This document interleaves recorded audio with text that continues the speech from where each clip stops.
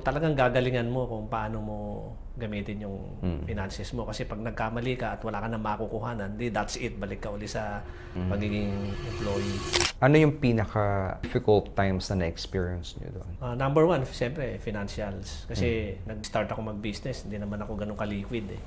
Parang, kumbaga, bawal magkamali. Pero, bawal din ang hindi mag-start. Diba? Hirap, no? Hindi mo lang sa kalulugar ka eh. Gagalingan mo kung paano mo gagamitin yung konting pera. Dalawang bagay kasi yung nakita ko sa business, on my experience. So, siyempre, kung startup company ka, medyo talagang gagalingan mo kung paano mo gamitin yung finances mo. Kasi pag nagkamali ka at wala ka nang makukuhanan, di that's it. Balik ka uli sa pagiging employee. Lahat ng mga possible na kaya mong eliminate mo yon hanggang makapag-ipon ka nang gagastusin mo for a bigger picture ng business. Pero pag andong ka na sa alam mo na, hindi ka na rin siyempre matatakot maggastos.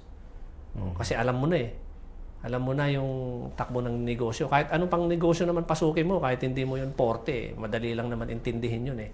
Kailangan mo lang maintindihan yung financials.